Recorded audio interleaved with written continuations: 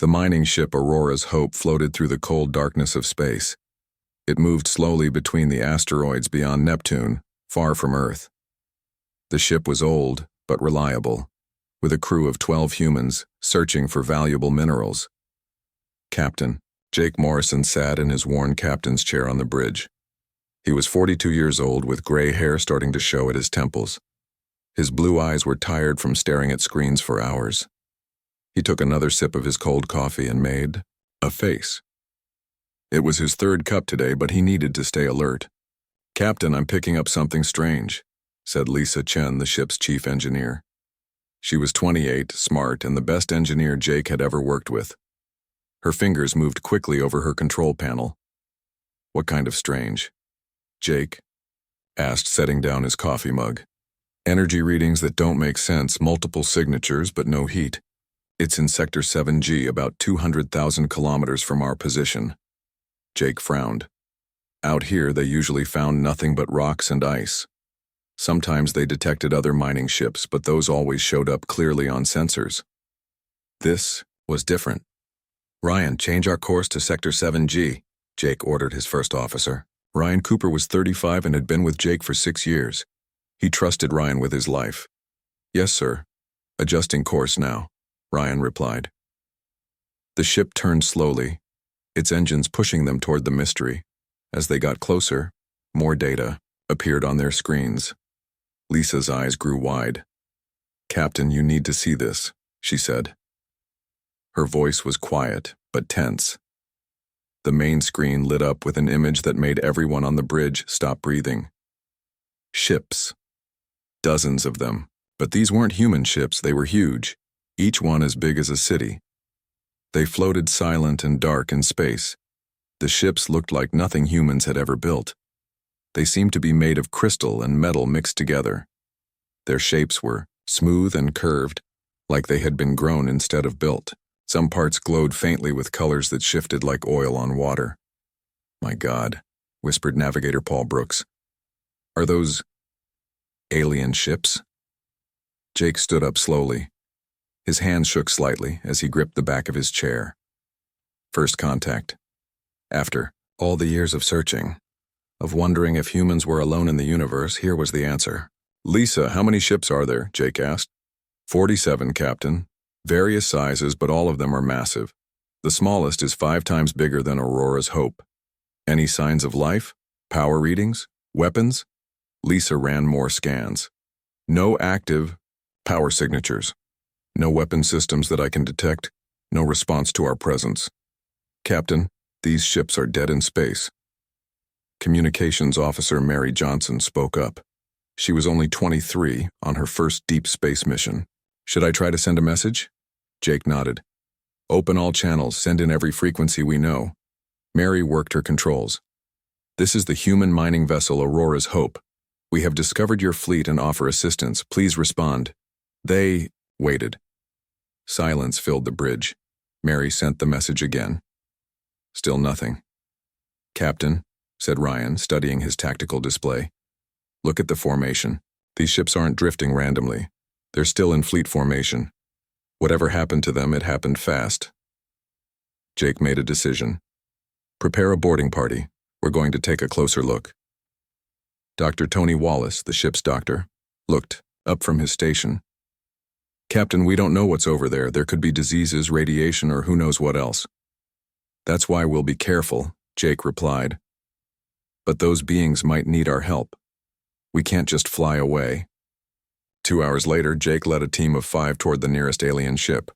Besides himself, the team included Lisa Chen, Security Chief Bill Adams, Dr. Wallace, and biologist Susan Green.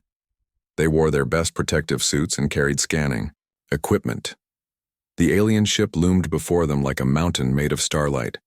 Up close, they could see that the hull wasn't smooth. Patterns covered every surface, symbols or maybe just decoration. The ship had no visible windows or obvious doors. "There," said Bill, pointing. "That looks like it might be an airlock." They approached carefully. The supposed airlock was round, about 4 meters across. Symbols glowed faintly around its edge. "The atmosphere inside reads as safe," reported Susan, checking her scanner. "Almost like Earth's air, that's..." Incredibly lucky. Or maybe not luck, said Jake. Lisa, can you open this door? Lisa floated to the airlock and began studying the symbols. Give me some time. This technology is beyond anything I've seen, but there are patterns here. Maybe if I... She touched one of the symbols. It glowed brighter. She touched another, then another, creating a sequence. Suddenly, the massive door split into sections and spiraled open like a flower blooming. They entered carefully, weapons ready, but hoping they wouldn't need them. The corridor beyond the airlock was beautiful and strange. The walls seemed to be made of crystal that gave off its own light. The ceiling arched high above them, at least 5 meters up. The builders were tall, observed Tony. They moved deeper into the ship, following what seemed to be a main corridor. Every surface was covered with those strange patterns. The air smelled faintly of ozone and something else. Something alien, but not unpleasant. They found the first body in what looked like a control room. The alien was unlike anything from Earth's imagination. It stood 3 meters tall, even lying down. Its limbs were long and thin but looked strong. The skin wasn't really skin, it was more like scales made of pearl, shifting between different colors even in death. The head was elongated, with large eyes that had multiple parts like an insect's but arranged differently. It's beautiful, whispered Susan, the biologist, and completely unlike any life form we theorized about. More bodies lay at what must have been control stations. All of them were the same species, all in what looked like uniforms of some shimmering material. No signs of violence, reported Tony, scanning the bodies. No obvious cause of death, it's like they just stopped. Then one of the aliens moved. Everyone jumped back. The alien's eyes, those impossible, complex eyes, focused on them. It tried to speak, producing sounds, like musical notes played underwater. It's alive. Tony rushed forward with his medical kit. The alien watched the humans with what might have been confusion or wonder. It spoke again, weaker this time. Lisa pulled out her tablet. I'm running the sounds through our computer. Maybe we can find some pattern. The alien raised one long arm and pointed at the humans, then at itself, then at the dark screens around the room. Its meaning was clear. Can you help? Jake looked at his team, then at the dying alien. He activated his radio. Aurora's Hope, this is Morrison. We've made contact. They're alive and they need our help. Prepare the ship for the biggest rescue operation we've ever attempted. The age of first contact had begun, not with invasion or fear, but with a call for help across the stars. The message from Aurora's Hope reached Earth 12 hours later. In the United Nations building in New York, emergency lights flashed in every corridor. People ran between offices, carrying tablets and files. The biggest moment in human history had arrived without warning. President Maria Gonzalez of the Global Council stood at the center of the emergency meeting room. She was 55 years old with short black hair and tired brown eyes. She had led Earth's unified government for 3 years, but nothing had prepared her for this. Play the message again, she ordered. Captain Jake Morrison's face appeared on the giant screen. His voice was calm but urgent. This is Captain Morrison of Aurora's Hope.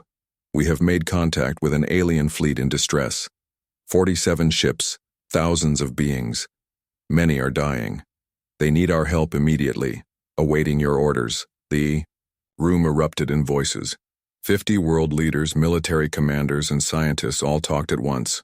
Silence? Maria raised her hand. The room quieted. We'll hear from everyone, but we do this properly. Ambassador Rodriguez, you first. Elena Rodriguez from the Mars colonies stood up. She was 40 years old, tall, with fierce black eyes. This is madness. We know nothing about these aliens. What if it's a trap?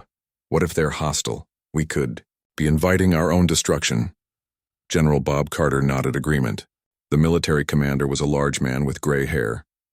Our defenses aren't ready for alien contact. We need time to prepare. They don't have time, interrupted Dr. Sam Williams. The head of the Space Rescue Initiative was young, only 32. with red hair and green eyes full of passion. Captain Morrison reports they're dying. These beings reached out to us for help. How can we turn away? Because it's dangerous, Elena shot back. We have to think of Earth's safety first. Maria, watch the argument grow. Scientists supported helping. Military leaders wanted caution. Politicians were divided. She knew the decision would change humanity forever. Dr. Emma Taylor from the Science Council raised her hand. The elderly woman commanded respect from everyone. May I speak? The room quieted. Thank you, Emma said. I've studied space for 40 years. We've always wondered if we're alone. Now we know we're not. These aliens didn't attack, they're hurt and need help. If we refuse, what does that say about humanity? It says we're careful, General Carter replied. We protect our own. No, said a quiet voice from the back. Everyone turned. Kevin Park, the youngest member of the council at 25, stood up. My grandmother used to say that we measure ourselves by how we treat strangers in need. These aliens are strangers. They need us. That's all that matters. Maria felt the mood in the room shifting. She stood up. We'll vote. All in favor of sending aid? Hands rose slowly at first, then more quickly. Scientists, doctors, educators, and finally even some military leaders. Maria counted. 36 for, 14 against. The decision is made. We help. The room burst into activity. Maria turned to General Carter. Bob, I need our best ships ready in 2 weeks. Impossible, Carter said. We don't have enough rescue ships. Then we use everything, Maria replied. Mining ships, cargo, haulers, military vessels, everything that can fly. Dr. Williams stepped forward. I'll coordinate medical supplies. We'll need to guess what alien biology requires. I'll handle ship modifications, said Chief Engineer Gloria Nash. The older woman was already making notes. We can retrofit cargo bays into medical centers. Across Earth and its colonies, the message spread. Humanity would attempt its first rescue mission beyond the solar system. The response amazed everyone. In Ohio, 5-year-old Amy watched the news with her parents. Mommy, the aliens need help? Yes, sweetie. Then we should help them. That's what good people do. Her mother hugged her. Even children understood. In Tokyo, retired pilot Hiroshi Tanaka, age 70, volunteered to fly again. I'm old, but I can still fly. Let me help. In São Paulo, Dr. Carlos Mendez closed his successful practice. I became a doctor to save lives. Alien or human, it doesn't matter. Ships launched from everywhere. The Mars shipyards worked day and night converting ore haulers into rescue vessels. The Luna base sent their entire medical supply reserve. Even the asteroid miners volunteered. Their ships. Captain Ana Santos commanded the fastest ship, the Star Runner. She was 43, one of Earth's best pilots. Her crew of 20 included doctors, engineers, and scientists. We launch in 6 hours, she told her crew. Check everything twice. We don't know what we'll find.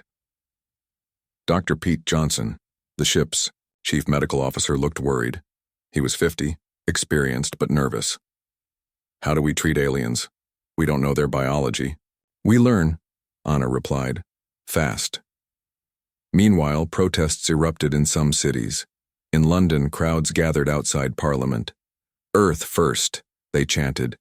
Don't risk our safety. Inside, Prime Minister George Wright faced his critics. The 60-year-old leader stood firm. When the Titanic sank, ships from all nations came to help. This is our Titanic moment. We will not fail. The European Union voted to support the mission. Russia offered their heavy lift vessels. China provided advanced medical equipment. Old rivalries disappeared as humanity united. Back at the UN, President Gonzalez met with her advisors. The fleet is ready, reported Admiral Lisa Stone. 87 ships total. It's not pretty, but it'll work. Food supplies? Maria asked. 3 months for human crews, answered Supply Chief David Miller. We're also sending everything we can imagine aliens might eat. Communication? Dr. Jennifer Wu from the Language Institute spoke up. We've loaded every translation program we have. Our teams will work on alien language from the moment we arrive. Maria nodded. 2 weeks of impossible preparation were nearly done. She looked at the star map showing the alien fleet's location. What if we fail? Asked Elena Rodriguez quietly. Then we fail trying to help, Maria answered. But what if we succeed? What if this moment defines humanity for the rest of time? The launch day arrived. Around Earth, families gathered to watch. In New Delhi, Mumbai, Moscow, Rio, Sydney, everywhere, people held their breath. Maria spoke to the world from the UN. Today, humanity takes its next great step. We go not as conquerors, but as helpers. Not with weapons, but with medicine and tools. We go because that's who we are. The ships launched in waves. Military cruisers led the way, followed by converted cargo ships, mining vessels, and private yachts. Each carried supplies, medical equipment, and hope. On Aurora's Hope, Captain Jake Morrison watched Earth's fleet approaching on his scanner. Tears filled his eyes. Behind him, the alien they'd saved, they called him Blue for his shifting skin colors, also watched. Blue spoke through the basic translator they'd built. Your people all come to help us? Yes, Jake said proudly. All of them. That's what humans do. Blue's colors shifted to what they'd learned meant deep emotion. We searched galaxy, found many species. None ever helped strangers. Why you different? Jake smiled. I don't know. Maybe we're crazy, maybe we're stupid. Or maybe this is what makes us human. The rescue fleet grew closer. Humanity's greatest adventure was about to begin. The human rescue fleet arrived 3 days after leaving Earth. 87 ships spread out around the alien armada like small fish approaching sleeping whales. The alien vessels hung silent in space, dark mountains of crystal and metal. Captain Ana Santos stood on the bridge of Star Runner, studying the massive ships. Take us to the Aurora's Hope. Captain Morrison is waiting. The meeting happened on the alien command ship. Jake Morrison led Ana and other human captains through corridors of living crystal. The walls pulsed with faint light like a heartbeat, growing weaker. Watch your heads, Jake warned. The ceilings are high, but some doorways are strange shapes. They entered the main command center. Ana stopped, her breath catching. The room was vast, filled with technology beyond human understanding. Screens made of light floated in the air. Control panels seemed to grow from the floor like glass trees. And there were the aliens. 20 of them lay on makeshift beds the Aurora's Hope crew had arranged. They were 3 meters tall with bodies that seemed too delicate for their size. Their skin shifted colors, blue to green to silver, like living opals. Their eyes were the most striking feature, compound structures that seemed to see in all directions at once. One alien sat up straighter as the humans entered. Jake had called this one Blue. These more humans? Blue's voice came through the translator as musical notes converted to words. You bring whole fleet? Yes, Ana said, stepping forward. I'm Captain Ana Santos. We've come to help. Blue's colors shifted rapidly, surprise, hope, confusion mixing across its skin. But why? You not know us, we not same species, not same world. Why risk your people for strangers? Ana looked at Jake, then back at Blue. How could she explain humanity to an alien mind? On Earth we have a saying, she began. Today you, tomorrow me. It means we help others because someday we might need help too. But really, we came because you needed us, that's enough. Dr. Pete Johnson pushed forward with his medical kit. I'm a doctor. May I examine your people? Blue gestured agreement. Our healers, all fallen sick first. We not understand. What happened? While Pete began his work, engineer Kim Park studied the alien technology. She was 30, brilliant and fearless. This is incredible, she whispered. Their power systems use principles we've only theorized about. More humans arrived. The Cargo ship Mercy docked first, unloading medical supplies. Dr. Amy Watson led a team of doctors and nurses. They moved among the sick aliens with careful, gentle hands. Their biology is carbon-based like ours, Dr. Watson reported. Different in many ways, but similar enough that we can help. They need nutrients, hydration, and something is wrong with their atmosphere processors. The aliens watched in amazement as humans swarmed through their ships. Engineers crawled through maintenance tubes too small for the giant aliens. Doctors set up field hospitals in cargo bays. Cooks from the restaurant ship Stellar Diner tried to create food the aliens could eat. Young mechanic Joe Martinez, only 22, found himself deep in an alien engine room. The power core towered above him, dark and cold. He studied it with mechanic Dave Foster, who was 50 and had fixed everything from cars to spaceships. "It's not so different from our fusion reactors," Dave said. "Just bigger and weird. I think I can fix it," Joe said. He pulled out his tools, human wrenches and diagnostic tablets that seemed primitive next to the alien technology. 4 hours later, Joe and Dave had the power core humming. Lights flickered on throughout the ship. The aliens stared as their dead vessel came back to life. In the medical bay, Dr. Pete faced a crisis. The alien children were sicker than the adults.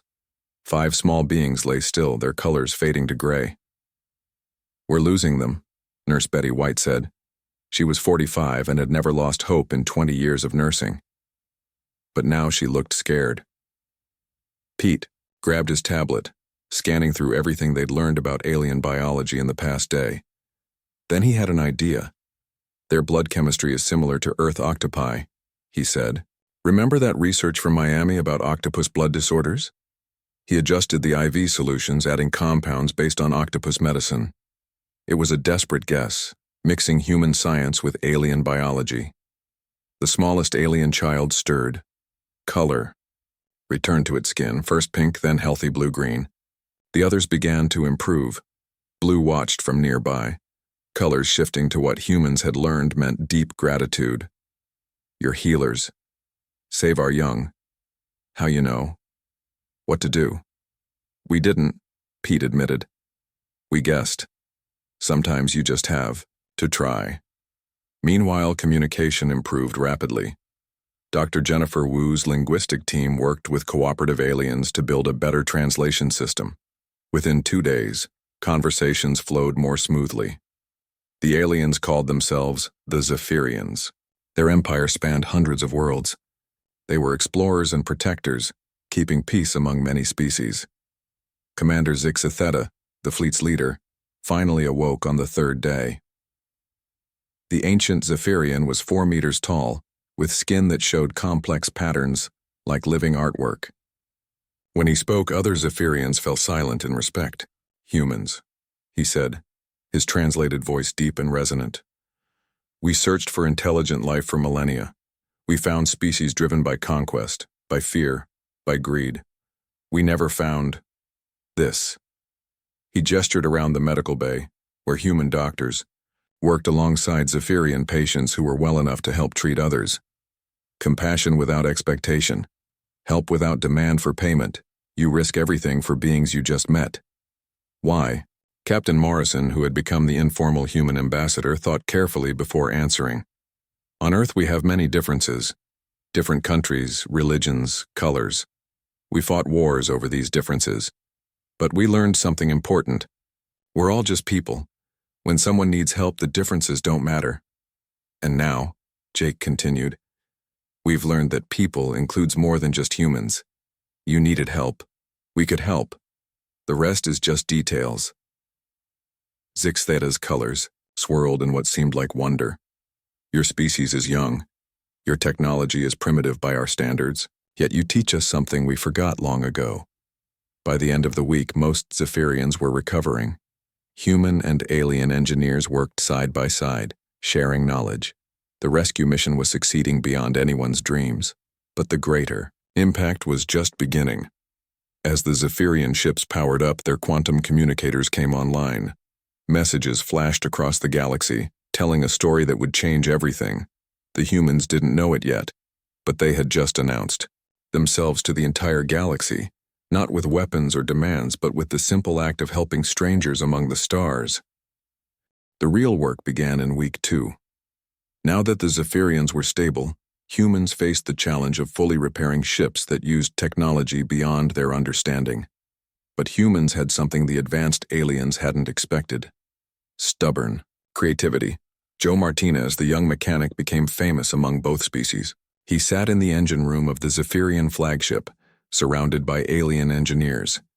Each Zephyrian towered over him, their shifting colors showing confusion. "Your solution cannot work," said Thickstar, the chief engineer. "Quantum field harmonics do not function that way." Joe held up a coffee maker from the human ship Mercy. "But what if we use this heating element to create a feedback loop? Look, the resonance frequency is almost the same. You want to fix our quantum drive-by with beverage equipment?" Thickstar's colors flickered between disbelief and curiosity. "Trust me," Joe grinned. He'd already pulled apart the coffee maker and was connecting it to the alien control system with human wiring. 2 hours later, the quantum drive hummed to life. Thickstar stared at the readings. "Impossible. The field is stable." "How did you know?" Joe shrugged. "I didn't. But coffee makers and quantum drives both deal with controlled energy flow. Sometimes you just need to think differently. Across the fleet, similar miracles happen daily. Dr. Katie O'Brien, a botanist from Ireland, solved the food crisis. The Zephyrians were starving because their food synthesizers had failed. "Your people eat plant-based proteins, right?" she asked a Zephyrian, nutritionist named Zelora. "Yes, but our synthesizers require specific molecular patterns. Without them, we cannot create food." Katie studied the alien food samples. Then she smiled. "I have an idea." She led Zelora to the human ship Green Thumb, which carried hydroponic gardens. In the growing bays, earth vegetables thrived under artificial sunlight. "These are soybeans," Katie explained, "high in protein, and these are algae tanks. We can modify them to match your nutritional needs." Working together, they created a hybrid growing system. Earth algae, modified with Zephyrian nutrients, produced food both species could eat. Within days, vast growing tanks filled empty cargo bays on alien ships. The breakthrough with the navigation system came from an unexpected source. Lieutenant Danny Smith, a video game designer turned navigator, studied the infected quantum computers with growing frustration. "It's like a computer virus, but in quantum code," he told Captain Ana Santos. "We need a way to debug it." "Can't we just reboot the system?" Ana asked, "not without losing all their star maps. These computers hold the location of every Zephyrian world. Lose that, and they can't find home." Danny thought about the problem for days. Then, while eating lunch, he watched his friend playing an old Earth video game. "That's it." Danny jumped up. "We treat it like a game virus," he explained to the gathered engineers. "In gaming, we use rollback systems. When a virus corrupts saved games, we revert to earlier save states but keep the important data. We can do the same here." Working with Zephyrian programmers, Danny created a quantum rollback protocol. It combined human coding methods with alien quantum mechanics. Line by line, they cleaned the infected systems while preserving the critical navigation data. The Zephyrians watched in amazement as humans solved problems with tools and methods that seemed impossibly primitive. Engineer Kim Park fixed a broken atmospheric processor using parts from a human dishwasher. Chef Tony Russo from the Stellar Diner taught alien food specialists how to preserve nutrients using ancient Earth fermentation techniques.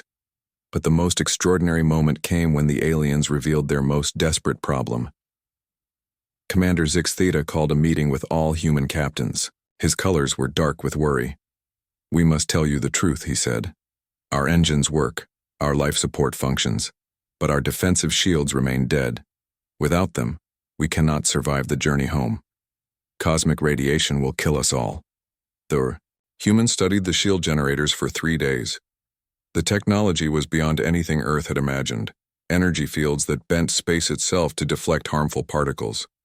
"We can't fix what we don't understand," admitted Chief Engineer Gloria Nash. "Their shields use physics we haven't discovered yet." Then electrician Frank Cooper, a 60-year-old man who'd fixed power grids on Mars, had a crazy idea. "What if we don't fix their shields?" he said. "What if we build our own?" "Our technology can't create shields like theirs," Gloria protested. "Not their kind of shields. But remember the old magnetic field generators we use in asteroid mining? They deflect. Radiation too, just differently." The plan was insane. Humans would strip magnetic field generators from their mining ships and mount them on the alien vessels. It meant sacrificing their own equipment, leaving human ships vulnerable. "You would do this?" Zix Theta asked Captain Morrison. "Risk your own ships to protect ours?" "We came here to save you," Jake replied. "We finished what we started. The work took another week. Humans crawled over the massive alien ships, welding human generators to alien hulls. They ran power cables, installed control systems, and created hybrid machines that no engineer would have imagined possible. When they finished, the alien fleet bristled with human technology, crude but effective magnetic shields powered by alien reactors. It wasn't pretty, but it would work. Young apprentice engineer Sarah Chen made the final connection on the flagship's shield system. She was only 19, on her first space mission. As power flowed through the hybrid system, she whispered a prayer from her grandmother. The shield activated with a blue glow. Radiation sensors showed green. The Zephyrians were safe. Thickstar, the chief engineer who had doubted human methods, stood beside Joe Martinez as they watched the shields power up across the fleet. "We are the Zephyrians," Thickstar said. "We have traveled the stars for 10,000 years. We thought we knew everything about technology." He looked down at Joe, his colors shifting to show deep respect. "You humans use primitive tools and impossible methods. You mix beverage makers with quantum drives. You solve problems with, what is your word? Duct tape," Joe laughed. "Sometimes the simple solution is the best solution." "No." Thickstar's colors turned serious. "It is not about simple or complex. You see possibilities where we see only impossibility. You try things we would never imagine. That is your gift." As the hybrid shields glowed around the alien fleet, the Zephyrians realized something profound. These humans, with their primitive technology and stubborn creativity, had achieved something remarkable. They had saved an entire armada not through superior knowledge, but through determination, creativity, and the willingness to try anything to help. The galaxy was about to learn that humans didn't need the most advanced technology. They had something better, the ability to make miracles from ordinary things, and the will to never give up when lives were at stake. When the Zephyrian shields came online, something unexpected happened. The flagship's quantum communicator activated, connecting to the galactic network. Suddenly, thousands of alien civilizations could see what was happening in this remote corner of space. Commander Zix Theta stood before the communication array. His colors showed determination as he prepared to send a message that would change galactic history. "Citizens of the galaxy," he began, his voice carried by quantum waves to a million worlds. "I am Zix Theta of the Zephyrian Empire. Our grand Armada faced death in the void. All our technology, all our power could not save us." He paused, his colors shifting to show deep emotion. "We were saved by a species none of you know. They call themselves humans, from a small world called Earth. They possess no quantum drives, no shield technology, no galactic presence. Yet they crossed space to save us without being asked, without demanding payment. The response was immediate and explosive. On the crystal world of Altair Prime, the High Council stopped their session. The Altarians had ignored the Zephyrians, distress calls thinking it beneath them to help. Primitive beings succeeded where we didn't even try? Demanded Counselor Vextu. Impossible! On the mechanical planet of Ferris 7, the collective intelligence analyzed the data streams. These logical beings had calculated that rescuing the Zephyrians wasn't worth the resources. Error in calculation, the central mind declared. These humans demonstrate illogical behavior, yet they succeed. We must recalculate the value of compassion. In the depths of the ethereal nebula, ancient beings stirred. The ethereals had isolated themselves for millennia, watching younger races, with distant interest. Now they emerged from hiding. "Who are these humans?" whispered the elder voice. "In 5,000 years we have not seen such selfless action. We must meet them."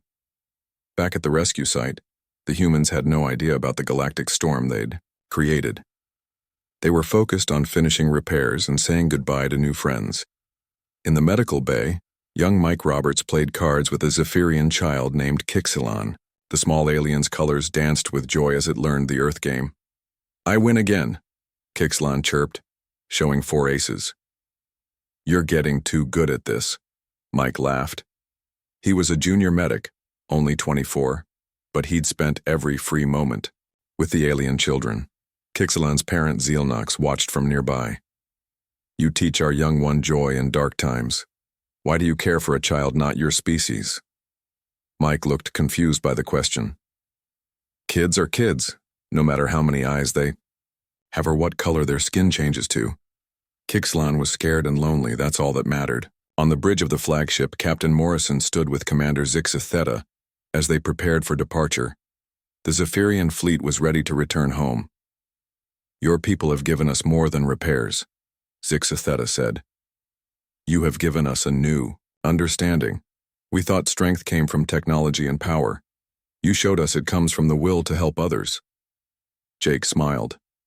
"We just did what anyone would do." "No." Zixitheta's colors turned serious. "That is what makes you special. You think this is normal.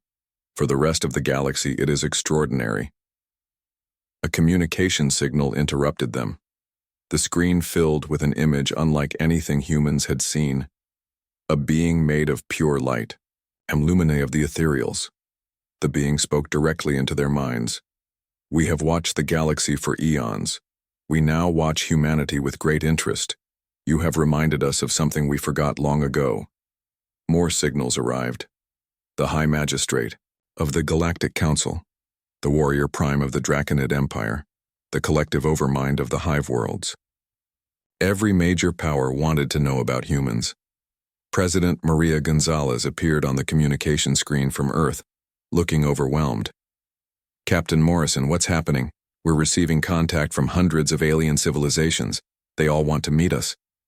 Before Jake could answer, Ambassador Zixitheta stepped forward. He would speak to the assembled powers of the galaxy. "Leaders of known space," he began. "The humans saved us not for gain, not for technology, not for alliance. They saved us because we needed saving. They risk their primitive ships, share their limited supplies, and work until exhaustion to help strangers." He paused, letting his words sink in.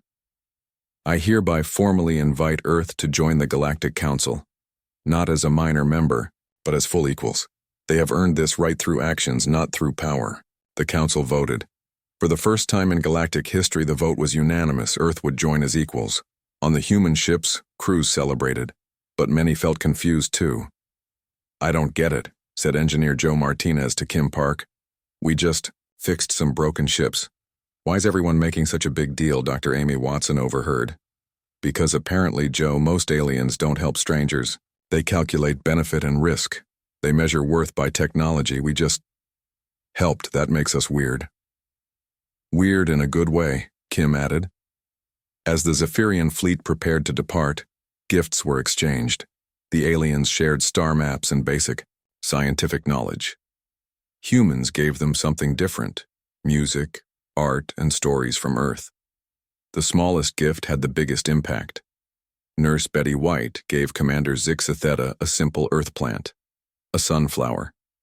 "It always turns toward the light," she explained. "Like people should always turn toward hope." Zixitheta held the small pot carefully. "We will plant these on every Zephyrian world. They will remind us of the humans who taught us to help, without counting the cost." 6 months later, the first alien delegation arrived at Earth. Ships from 20 different species filled Earth's skies. The planet that had been alone in the universe now stood at the center of galactic attention. At the United Nations, a child asked the question everyone was thinking. 8-year-old Tommy Chen faced the alien ambassadors. "Were you scared of us? Because we're different?" he asked. The Altarian ambassador's crystalline form chimed as it spoke. "No, young human. We are amazed by you because you are different. You saw strangers in need and thought only of helping. You changed the galaxy by being yourselves. As the celebrations continued across Earth, Captain Jake Morrison stood with his crew on Aurora's Hope. They watched alien ships dance with human vessels in Earth's sky. Not bad for a mining crew, Lisa Chen said. Jake smiled. We went looking for rocks. We found friends instead. The stars shone brighter that night. Humanity had found its place among them, not through conquest or technology, but through the simple act of helping others. The galaxy would never be the same, and that was exactly what the universe needed.